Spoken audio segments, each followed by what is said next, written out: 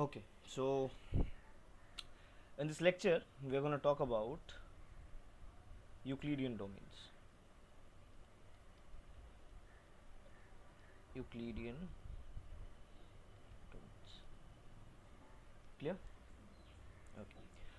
Specifically, there are three very important types of integral domains. Okay. So let me just mention these first, and then we will be moving on to the discussion.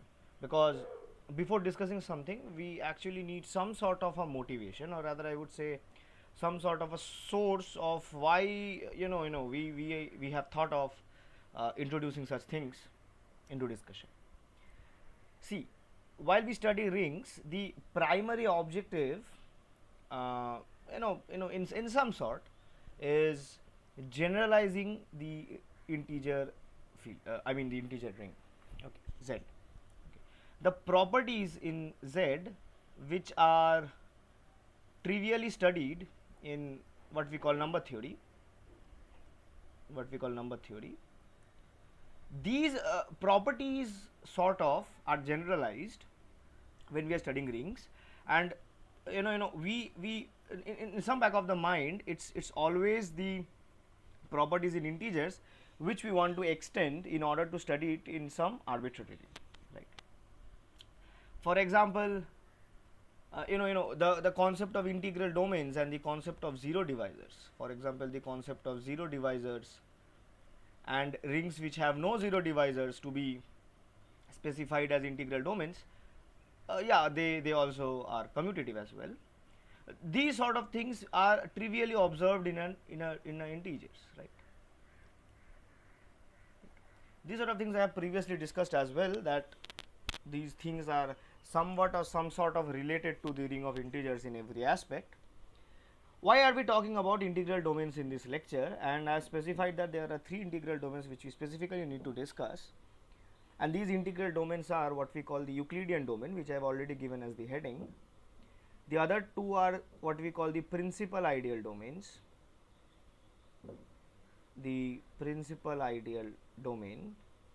and what we call the unique factorization domain.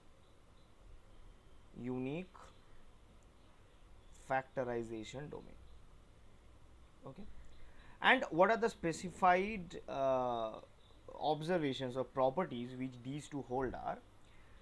To be very to be very simply speaking, Euclidean domains are the rings in which we can talk about the Euclidean division, which necessarily hold in integers, and that's what makes the integers very special in terms of arithmetical aspects, which we have always studied, like when we were in our junior classes, the divisions, additions, the Euclid's division algorithm, concept of GCDs. These are a few things which we have kept on discussing through our junior classes, right? So the division algorithm can be extended to hold in the case of Euclidean domains. Like when we have started discussing about ideals, we had seen there that the only ideals in Z are the ones of the form nz, or which I can precisely write as the ideal generated by n, which are the set of all r multiples of the element n. Now precisely, so Z is sort of an integral domain in which every ideal is a principal ideal, precisely. So principal ideal is an integral domain in which every ideal is a principal ideal. So it's sort of a direct generalization of what happens in the ring of integers. Moreover, what is the concept of a unique factorization domain? Like we have seen that if I choose any integer, then I can write it uniquely in the form of product of its prime factors, right? I can write it uniquely in this form, where so a1, a2, ar, where each pi's are distinct primes, each ai's are natural numbers. So every integer has a unique prime factorization, and in a similar way we can define something in case of a unique factorization domain, where unique factorization domain is simply a sort of an integral domain in which every element you take out, I can express it uniquely. This uniqueness happens up to a specific condition, which we will discuss when we will be discussing unique factorization domains, in terms of certain elements which are also very specific and they closely resemble the primes in the case of integers. And So every integer you take out of an unique factorization domain, you can express it uniquely up to some condition in terms of some specific elements which also closely resemble the primes in integers. So again, you can obviously get an idea that the unique factorization domains are also a direct generalization of what happens in the ring of integers.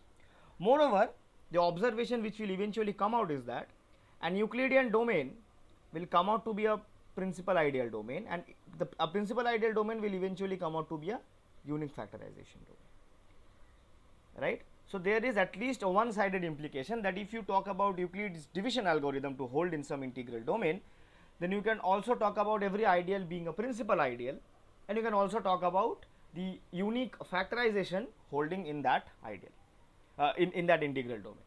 But I can't say this in the reverse order. Obviously, we will see enough examples to state that if you start with an integral domain in which we can talk about a unique factorization of the elements, I cannot directly say that every ideal in that ring will come out to be a principal ideal, or the division holds in that ring precisely. But if division holds, then we can talk about every ideal being a principal ideal, and eventually we can also talk about a prime factorization or closely resemblance of a prime factorization in that integral domain. So this is actually what we want to discuss, and with that, let me now talk about the what's the Euclidean domain. So as I have already given a brief explanation to what I am trying to say, it's that we are talking about throughout this topic we will be talking about integral domains, and Euclidean domain is specifically that integral domain in which we want to make the Euclid's division algorithm hold, and obviously that will give rise to precise properties which will also which are also quite there in the case of integers. Okay, so let's start. So we start with the definition, and this definition is somewhat we also have seen while we were studying the quadratic integers, where we had defined something called a norm, right? If you recall, so we also gonna need that. Okay. So any function n from a ring R to the naturals including the element 0 is called a norm. Is called a norm on the integral domain R. So as I previously mentioned, that whatever rings we are going to discuss throughout, at least till I mention it out, all of these rings will be integral domains. Okay, so I won't be specifying that every time. I'll do whenever I feel like, but I might not be doing that every time. So any function n from R to the set of naturals including the element 0 is called a norm on that integral domain. Okay, if for every element small r in capital R, n of R is greater than or equal to 0, or let me write it in sort of like this, that if it's greater than 0, if a is not equal to 0, then this actually holds. If you have taken a course in nonlinear spaces or functional analysis, then I guess you might be able to relate to what I am trying to say here. So if a is not equal to 0, then we say it to be a positive norm. Then we say it to be a positive norm. Okay. So we are trying to discuss, or rather we are trying to define Euclidean domains in terms of these norms, and the definition will also be very precise if you are in fact if you have very little idea of how the Euclid's division algorithm holds in the ring of integers.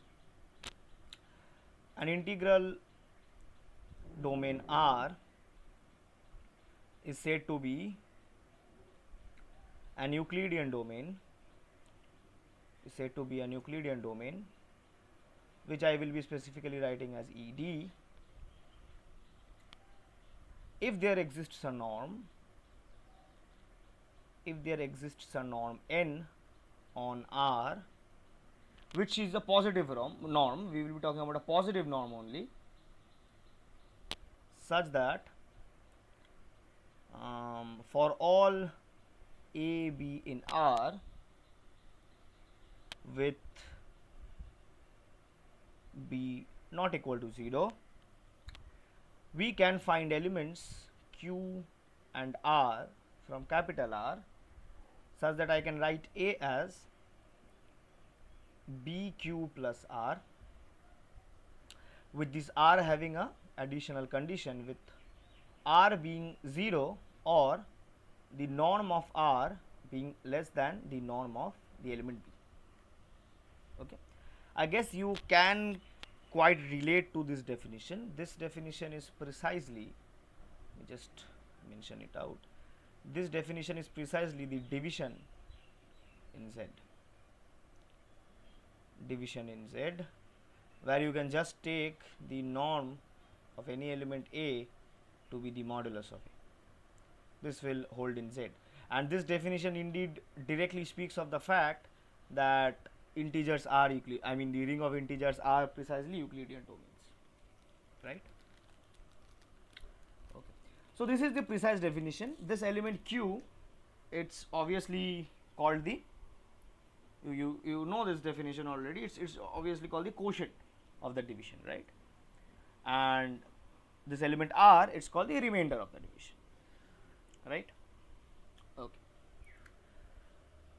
Now let me just give a brief description in Z, that if I ask the question that whether in Z the remainders or the quotients are unique or not. Now the quotients are precisely unique, and the remainders and the quotients are unique or not. So as I said that the quotients are precisely unique for a given A and B, remainders need not be unique. Remainders need not be unique. For example, if I say if I start with an element, let's say 10, then 10 is basically 2 mod 4. So if you know modular arithmetic, I guess you can know what I'm trying to say here. It's basically that you can write 10 as 2 times 4 plus 2, so the remainder comes out to be 2, but you can also write this as 3 times 4 minus 2, right? Yeah. So I should also say that the quotients are not unique as well. Both are not unique. Both are not unique, but they will be unique if I restrict the remainders to be non-negative, right? But can be made unique if I restrict the R to be always greater than equal to 0, right? Then the quotients and remainders will mutually become unique. Okay. Clear? Got it? Now see, like the division algorithm holds in case of integers, I can say an analogous statement in case of an arbitrary Euclidean domain as well. For example, I start with the element A and I divide it with V with getting a quotient say Q0 and getting the remainder, let's say R0, and I can continue this division using these remainders. What I am trying to do is that I want to divide this divisor B, so B is often called the divisor. So if I try to divide B using R0, this remainder, so I get R0 times some quotient say Q1 plus a remainder R1, and I can continue this division. I can next divide R0 because R0 is the divisor in this case. I can divide R0 using the remainder R1 to get some quotient Q2 plus some remainder R2, and I can continue this process, and let's say I reach some stage where I have Rn minus 1 here, which I am trying to divide by Rn, right? I am trying to divide R0 by R1 in this case, so I need to divide it by Rn, so I get say Qn plus 1, but I am claiming that in this case the division happens in the sense that the remainder is 0. So let me just precisely let this say, we say B divides A, where B is obviously non-zero, if A is equals to BQ plus R with R being 0. Okay, this is the notation used for saying that B divides A. Got it? So the division happens, and why does this division happen precisely? Like as I said that we are talking about a positive norm in this case. Observe that if I talk about the first stage, then I am in every other case I am choosing the remainders to be non-zero. Then our claim will be sort of general. So, in the first case I have the norm of B to be greater than the norm of R0, but in the from the next step we get that the norm of R0 will be less than the norm of R1 will be less than norm of R0, and next step we get that norm of R2 will be less than norm of R1, and this continues. But this sequence must stop at some point. The reason being, these are all non-negative integers. These are all non-negative integers, and this is a decreasing sequence in the case of non-negative integers, and we know that the set of all non-negative integers are bounded below by the element 0. So, at some point this norm must reach 0, and if the norm reaches 0, then we get the remainder at that point to be 0, and we claim that that point comes at some nth stage where we have reached this position. So, if I successively keep dividing the quotient in the previous stage by the remainder in the previous stage, at some point I will get a proper division. Okay.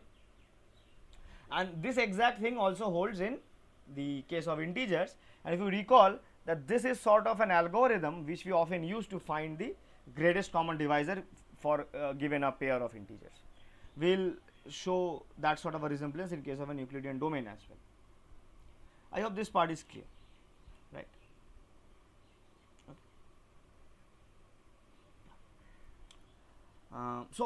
We have already got the claim that the ring of integers is an Euclidean domain, so I am not going to discuss that in more details. What can you say about a field? What happens in a field? What happens in a field?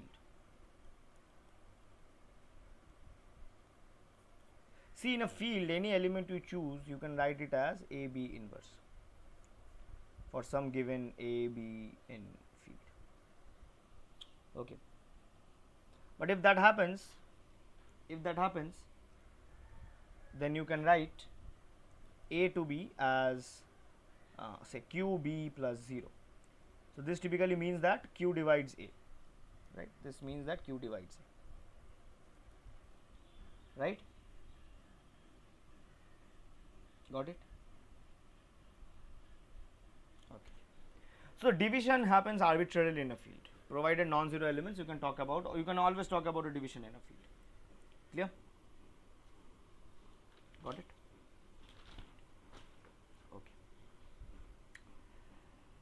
Okay. Some relevant examples, if I say, suppose I am talking about say a ring of polynomials where f is a field, then you can carefully observe that see division of polynomials is sort of a very easy topic, right, or rather I should say a very understandable topic. You guys have dealt with division of polynomials while you were in your junior classes. So, division of polynomials is pretty precisely observable. If you carefully observe that when we divide two polynomials, the remainder we get, the specific criteria the remainder must hold is that either it must be 0, that is quite precise, else its degree must be less than or equal to the quotient, right. So, if I talk about a degree of polynomial, so if I talk about the ring of polynomials, I can just set the norm of any arbitrary polynomial to be just the degree of that polynomial, and that will precisely do, right. You can justify this on your own. There is one more important ring which is called the Gaussian rings or the Gaussian integers, you can say it as the Gaussian integers. We will cover the topics of Gaussian integers specifically in a very particular lecture, but for now I am just giving the fact that the ring of Gaussian integers is a Euclidean domain. It is an Euclidean domain, and the norm defined on the ring of Gaussian integers, which I guess you guys already know, let us say the norm of z is just z times its conjugate, okay, or you can just say that norm of some a plus ib is just a squared plus b squared. Clear? We can eventually talk about it being an Euclidean domain. Okay.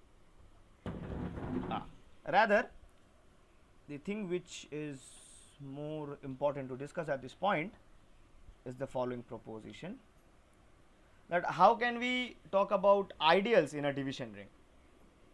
Like we know that we are discussing about integers, and the concept of ideals in integers are very precise. That is, every ideal is a principal ideal.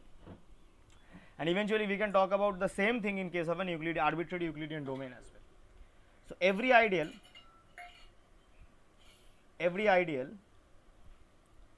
in a Euclidean domain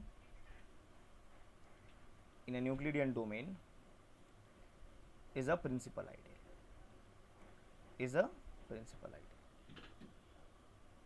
Okay. Proof. See, to get the principal ideal, we need an element from some arbitrarily chosen ideal such that the norm of that is minimum. Okay. So what we do is that let R be an integral domain. Let R be an Euclidean domain, and let I be an ideal from R. Okay. Now obviously if I is a zero ideal, then there is nothing to prove. So let I be non-zero ideal. What we do is that we choose out the element from the ideal I such that the norm of D is minimum in I. Okay.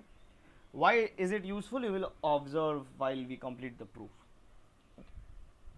Now, first thing first, why can we talk about a minimum element? And that's quite precise, because if I am talking about a subcollection of the elements from the Euclidean domain, because the ideals are simply just a subcollection of the elements from the Euclidean domain, so these norms are sort of a bounded subset of the naturals, or the naturals including 0. So we can talk about a minimum of these norms using the well ordering principle. That's quite a precise fact, right? Okay. So now since D is in I, now the ideal generated by D is already in I, because the element D is itself in I, and I is an ideal, right? So it's closed under multiplication by elements in R. Now we need to show the reverse inclusion. That's what our target. We need to show that I is equals to this ideal generated by D. How can we do that? Let A be an element from I, and we divide A by D.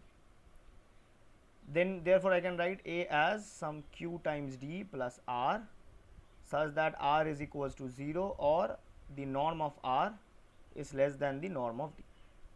This holds in R. But observe that A is an element from I, D is an element from I, Q is an element from R. So QD is an element from I, right? Because I is closed under right multiplication. This implies R, which is equals to A minus QD. This is an element from I, and the norm of R is also less than the norm of D, which is not possible. There is a contradiction, right? It contradicts the minimality of the norm of D, right? Because till R was not an element of I, then we were not concerned about the norm being less than D. But as soon as we are seeing that R is an element from I, we had chosen that D is the element from I such that the norm of D is minimum, at least compared to the elements in I. That's so we are getting a contradiction to that fact, right? Therefore R must precisely be 0. But if R is equal to 0, then I get A to be the so A is in the form of QD, or I can say that D divides A. But we know that if D divides A, then this precisely means that A is in the ideal generated by D. But A was an arbitrary element from I, so this precisely means that I is contained in the ideal generated by D. And that's the proof of it, right? Okay. So what we have already shown is that if we start with a Euclidean domain, then I eventually get into a principal ideal domain, where the principal ideal domain is an integral domain in which every ideal is a principal ideal. Got it? 1 second.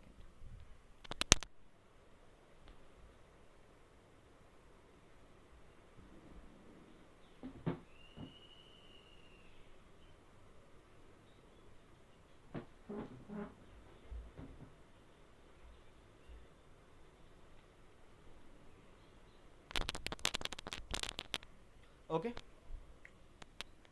Now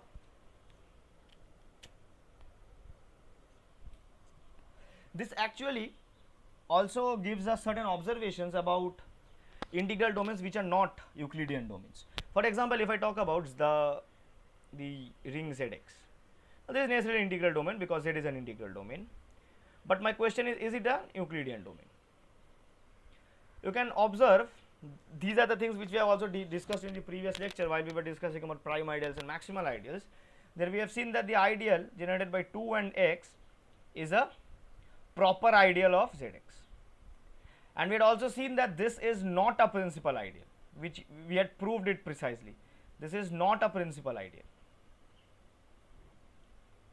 This is not a principal ideal. Okay.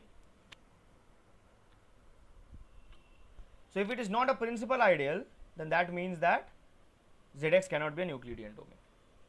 If I have not proved it yet, and I can try and give out a hint to how can you prove it. Let me just precisely state it here.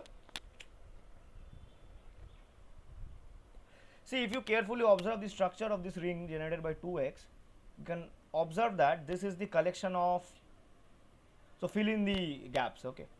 This is the collection of all elements f from Zx such that the constant term is even. Okay, the constant term is even. Now, if I suppose that the ideal generated by 2 and x is a principal ideal, say Ax, then what I guess, what I get from here is that, now see 2 is inside this ideal generated by 2 and x, so it's indeed inside the ideal generated by Ax. This implies that 2 is some multiple of Ax in Zx. So suppose I get an element Qx from Zx. Now in an integral domain, justify this, in an integral domain of polynomials,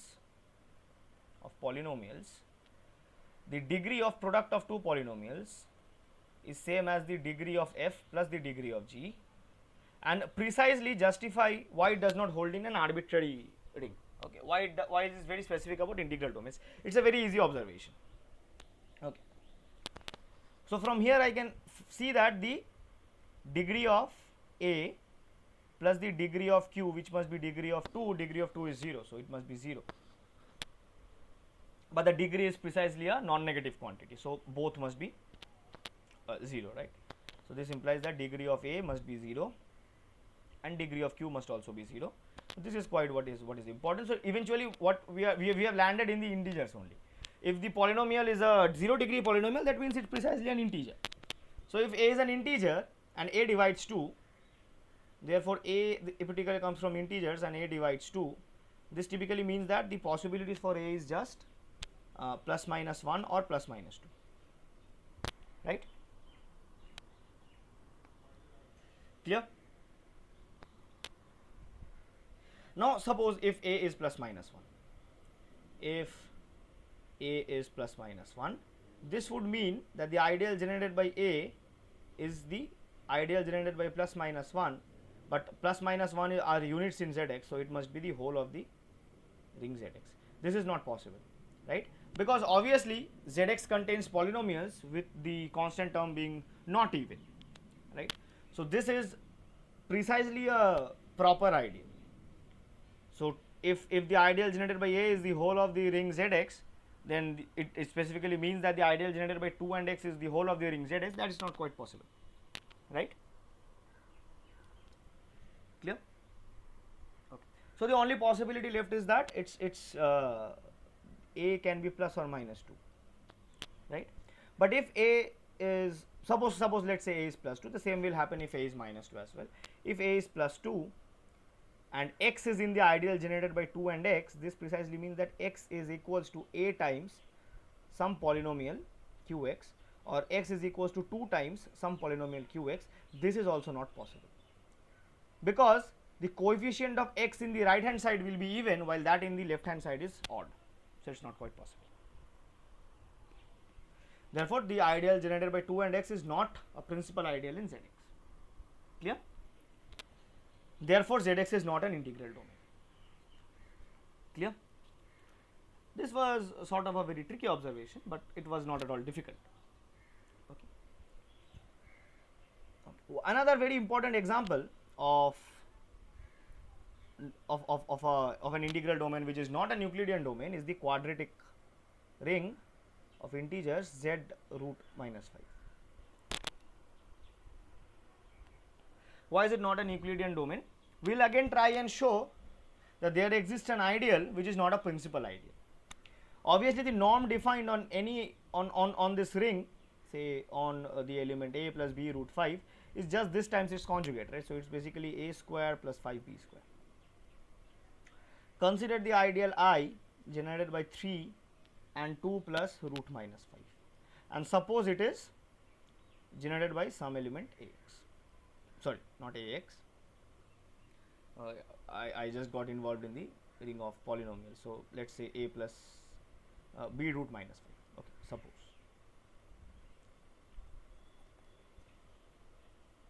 Clear? But then what I get is that 3 is in this ring, right?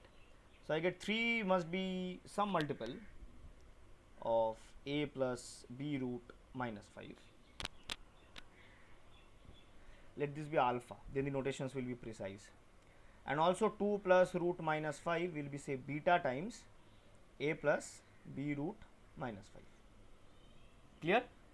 So if I take, suppose this is statement 1 and this is statement 2, if I take norm on statement 1, I get norm of 3 is equals to norm of alpha times norm of a plus b root minus 5. Norm is a multiplicative function. Norm is a multiplicative function. Okay. Now norm of 3 is 9, right? Norm of 3 is 9. So this is 9 times 9 is equals to norm of alpha times this. So this is basically a square plus 5b square. Right. So we are actually having a factorization of 9 in the ring of integers, or rather I can say in the ring of naturals, including the element 0. But 0 precisely won't act as a factor, right? 0 doesn't divide anything, so we are not concerned about the element 0 at all. What I get from here is that the element a square plus 5b square can be 1, 3 or 9, which is pretty easily observable out from here. Clear? Now suppose let's say a square plus 5b square is equals to 9, suppose. Okay. Then this precisely means that a plus b root minus 5 is equals to plus minus 3, which comes out from just comparing the norms on both sides. Okay. But this is not possible. This is not possible. Why is it not possible? Because if a plus b root minus 5 is equals to plus minus 3, then this ideal is generated by plus minus 3, or in other words, because, so let me just write it in some different color, it is not possible because this would mean that 3 divides 2 plus root minus 5, which is not possible, right?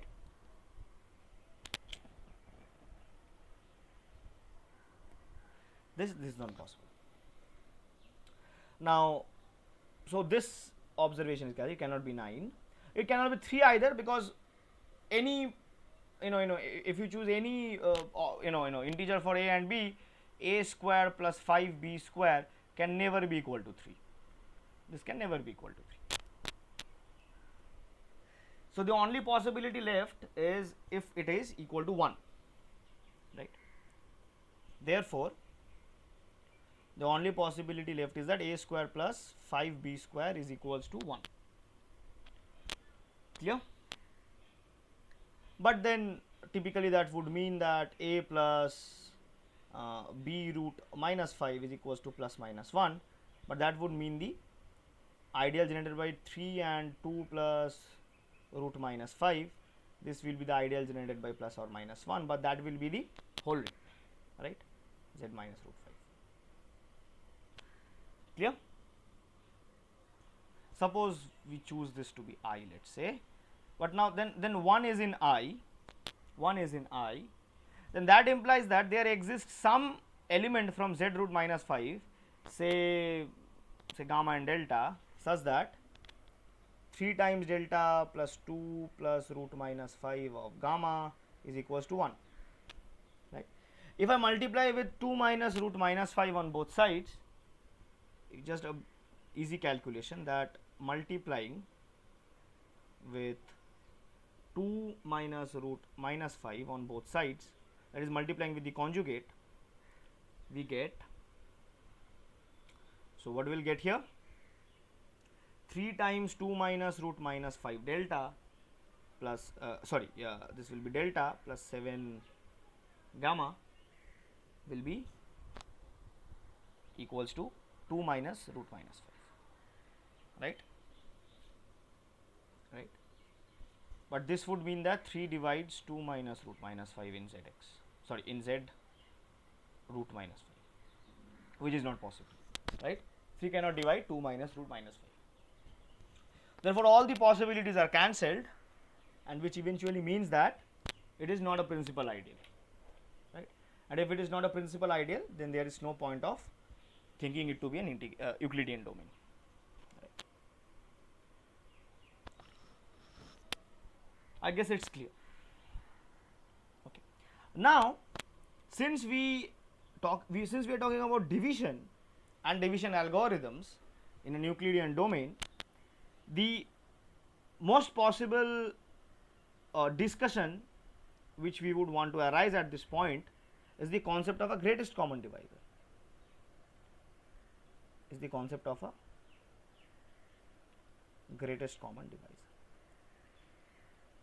Which surely can be discussed here, right? Because we have a well defined division here. Right? So let me precisely define it out. Definition: the GCD of A and B, denoted as AB, is a non-zero element from the Euclidean domain R. We are talking about Euclidean domains, the domain R, such that number 1, so precisely D is a common divisor. So D divides A and D divides B. And number 2, if there exists some D dash in R which is also non-zero, such that D dash is also a common divisor and D dash divides B, then D dash must also divide D. Clear? So let me set some notations, just recalling notations. We say A divides B if B is equals to AX plus Y with Y being 0, that is the remainder is 0. This is what is called a precise division or a proper division, and in this case is precisely we use the term that A is a divisor of B. Like we can also say that in case of an arbitrary division where you can write B is equals to AQ plus R, or A is equals to BQ plus R, where R is not certainly 0, in that case also we can use the term that B is a divisor of A, where it's not a proper division, we get quotients and remainders.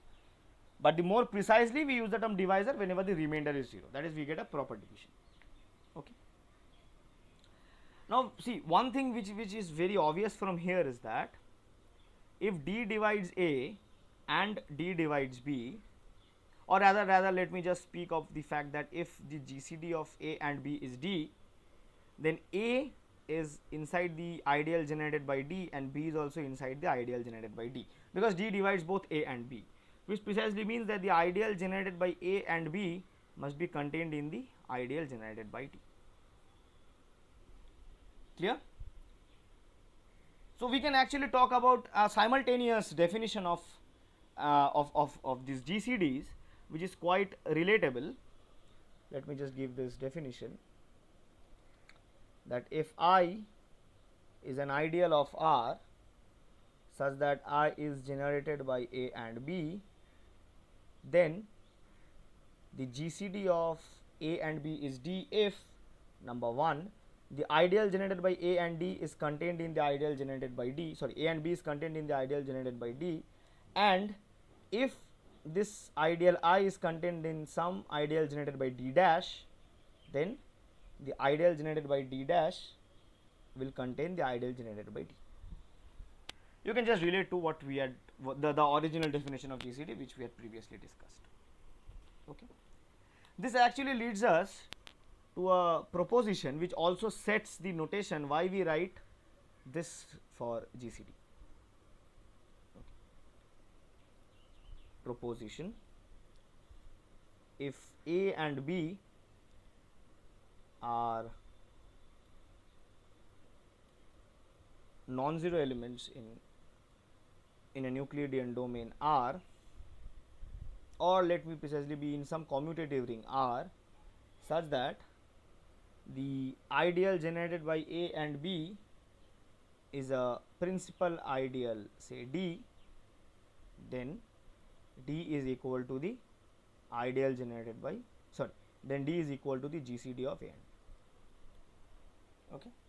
The notation will be clear in some other proposition. I was sorry about the fact, but see, the basic thing is that this actually, sort of, yeah, this also ensures why we use the notation. See, we often write this first bracket A comma B to generate the ideal to denote the ideal generated by A and B, and we are seeing that if the ideal generated by A and D equals to a principal ideal generated by D, then we can talk about the GCD of A and B being the element D.